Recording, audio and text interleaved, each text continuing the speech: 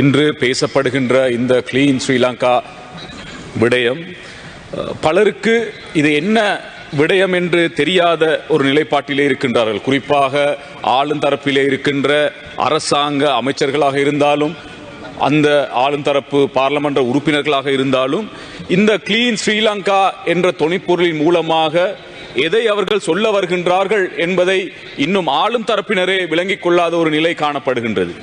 சபைக்கு தலைமை தாங்கும் உறுப்பினர் அவர்களே, இன்று இந்த கிளீன் ஸ்ரீலங்கா என்று சொல்லப்படுகின்ற இந்த தொனிப்பொருளை எடுத்து பார்க்கின்ற பொழுது இன்று இதை சிலர் பிழையாக விளங்கி இருக்கின்றார்களா அல்லது அரசாங்கத்தினுடைய உண்மையான கிளீன் ஸ்ரீலங்கா திட்டமே இதுதானா என்பதை நாங்கள் கேட்கின்றோம்.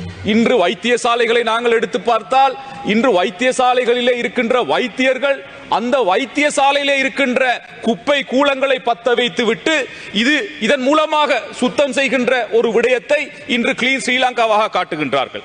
இன்று வைத்தியசாலைகளை அல்லது சுகாதாரம் சம்பந்தமான விடயங்களை நாங்கள் எடுத்து பார்த்தால் இன்று சுகாதாரத்திலே காணப்படுகின்ற ஊழல் அல்லது சுகாதாரத்துறையிலே காணப்படுகின்ற குறைபாடுகளை நிவர்த்தி செய்கின்ற விடயங்களை எவ்வாறு தீர்க்க முடியும் என்பதை நாங்கள் இந்த கிளீன் ஸ்ரீலங்கா மூலமாக நாங்கள் பார்க்க வேண்டும். அதை விடுத்துவிட்டு அந்த பிரதேசத்திலே அல்லது அந்த வரையறைக்குள்ளே காணப்படுகின்ற கடதாசிகளையும் குப்பைகளையும் எரித்துவிட்டு நாங்கள் துப்புராக்கி விட்டோம் அல்லது நாங்கள் தூயப்படுத்தி விட்டோம் என்று சொல்லுவது உண்மையிலே இதுதான் உங்களுடைய கிளீன் ஸ்ரீலங்காவா என்பதை நாங்கள் கேட்க விரும்புகின்றோம். அதே போன்று இந்த அரசாங்கம் இந்த கிளீன் ஸ்ரீலங்கா என்று சொல்லுகின்ற இந்த விடயத்தை எவ்வாறு ஆரம்பித்தார்கள் என்பதை நாங்கள் விளங்கிக் கொள்ள வேண்டும். ஏனென்றால் ஆரம்பிக்கின்ற அந்த சந்தர்ப்பத்திலே வாகனங்கள், குறிப்பாக 3 வீலர்ஸ் அதே போன்று பஸ்களுடைய மேலதிகமாக பொருத்தப்பட்டிருக்கின்ற அந்த உபகரணங்கள் அல்லது அந்த கவர்ச்சியாக காணப்படுகின்ற அந்த விடயங்களை அகற்ற வேண்டும் என்று சொல்லுகின்ற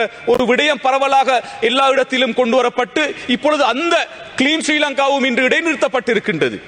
ஆகையால் இந்த கிளீன் ஸ்ரீலங்கா என்று சொல்லுகின்ற இந்த விடயம் என்ன என்பதை சரியாக நீங்கள் விளங்கப்படுத்த வேண்டும் என்பதை நாங்கள் கேட்கின்றோம். குறிப்பாக இன்னும் ஒரு விடயம், இந்த கிளீன் ஸ்ரீலங்கா என்று சொல்லப்படுகின்ற இதன் சம்பந்தமாக ஒரு குழுவை நியமித்திருக்கின்றீர்கள். இந்த குழுவிலே ஒரு 18 உறுப்பினர்களை நீங்கள் நியமித்திருந்தாலும் இந்த குழுக்களிலே ஒரு தமிழ் பேசுகின்ற ஒருவர் உள்வாங்கப்படாத ஒரு விஷயம் உண்மையிலே ஒரு கேட்க வேண்டிய ஒரு விஷயம், எல்லாரும் விளங்க வேண்டிய விஷயம். இப்பொழுது நாங்கள் ஏன் ஒரு தமிழ் பேசுகின்ற ஒருவரை இதுக்குள்ளே நீங்கள் உள்வாங்கவில்லை என்று நாங்கள் கேட்டால் நீங்கள் சொல்லுவீர்கள் நீங்கள் இனவாதம் பேசுகின்றீர்கள், நீங்கள் இனவாதம் பேசாதீர்கள் என்று சொல்வீர்கள்.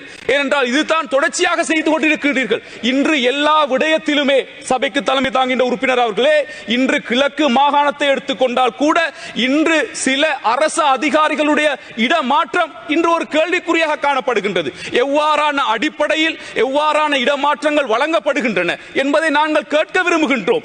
ஆகையால் நாங்கள் ஒரு முஸ்லிம் அதிகாரி இல்லை அல்லது ஒரு தமிழ் அதிகாரி இல்லை என்று சொன்னால் நீங்கள் உடனே இனவாதம் என்று சொல்லுகின்றார்கள். ஆகையால் தயவு செய்து இந்த விடயத்தையும் நீங்கள் கருத்தில் கொள்ள வேண்டும் என்பதை நாங்கள் இந்த இடத்திலே கேட்டுக்கொள்கின்றோம். இன்று ஜனாதிபதி அவர்கள் குறிப்பாக 2 மாதங்களுக்கு பிறகு மக்கள் சந்திப்பின் மூலமாக பல விடயங்களை பேசுகின்றார்கள்.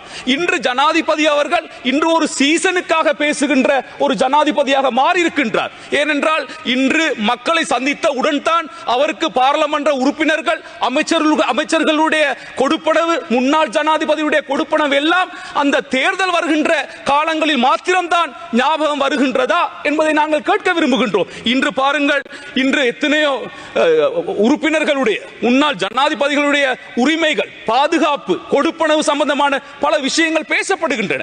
இது மக்கள் மத்தியிலே பேசி மக்களை சந்தோஷப்படுத்தி மக்கள் மூலமாக வாக்கெடுக்க செய்யப்படுகின்ற ஒரு செயற்பாடா என்பதை நாங்கள் கேட்கின்றோம். என்றால் பாராளுமன்றத்திலே ஜனாதிபதி அவர்கள் பேசுகின்ற பொழுது பாராளுமன்ற உறுப்பினர் சம்பந்தமாக எந்த விடயமும் பேசுவதில்லை.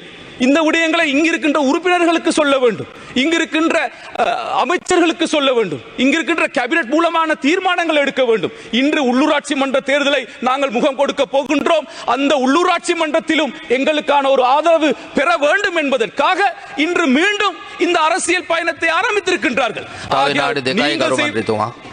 நீங்கள் செய்வது சரியா என்பதை நாங்கள் கேட்கின்றோம். இன்று நீங்கள் பாருங்கள், ஒரு புதிய அரசியல் கலாச்சாரத்தை உருவாக்க வேண்டும் என்று வந்தவர்கள், ஆனால் நீங்கள் எவ்வாறான ஒரு அரசியல் கலாச்சாரத்திலே பயணிக்கின்றீர்கள் என்பதை நாங்கள் கேட்கின்றோம். இன்று டிசிசி உங்களுடைய பிரதேசத்திலே நடக்கப்படுகின்ற ஒருங்கிணைப்பு குழு கூட்டங்கள் எவ்வாறு நடைபெறுகின்றது என்பதை நீங்கள் எல்லோரும் புரிந்து கொள்ள வேண்டும். அது ஒரு அரசியல் லாபத்துக்காக நீங்கள் அந்த டிசிசியை நடத்துகின்றீர்களா, அல்லது உண்மையாக மக்களுடைய பிரச்சனையை தீர்ப்பதற்காக நடத்துகின்றீர்களா, அல்லது அந்த டிசிசி மூலமாக வருகின்ற உள்ளூராட்சி மன்ற தேர்தலிலே உங்களுடைய உறுப்பினர்களை கூட்டுவதற்காக நீங்கள் செய்கின்றீர்களா என்பதை நாங்கள் கேட்கின்றோம். ஆகையால் மக்கள் இன்று தந்திருக்கின்ற உங்களுடைய ஆதரவு சரியாக நீங்கள் பயன்படுத்துகின்றீர்களா என்பதை நாங்கள் விளங்க வேண்டும். இன்று இங்கிருக்கின்ற பல பாராளுமன்ற உறுப்பினர்கள், குறிப்பாக ஆளுங்கட்சியிலே இருக்கின்ற பாராளுமன்ற உறுப்பினர்கள் இந்த அரசாங்கத்திலே என்ன நடக்கின்றது என்பதை கூட தெரியாமல் இந்த இடத்திலே இருந்து கொண்டிருக்கின்றார்கள். அவ்வாறு இந்த அரசாங்கத்தினுடைய அந்த விடயங்களை பேச வேண்டும் என்றால் சிலரிடம் அவர்கள் அனுமதி வாங்க வேண்டிய ஒரு சூழல் இந்த இடத்திலே காணப்படுகின்றது. ஆகையால் இது கூட சென்ற காலங்களிலே நடைபெற்ற ஒரு அரசியல் கலாச்சாரத்தை போன்றுதான் இன்று உங்களுடைய அரசியலும் நடைபெறுகின்றது என்பதுதான் இன்று வேதனையாக காணப்படுகின்றது. இன்று பல மக்கள் பல எதிர்பார்ப்பிலே இன்று உங்களுக்கு அதிகாரத்தை தந்திருக்கின்றார்கள். இன்று பாராளுமன்ற அதிகாரங்கள் இருக்கின்றன.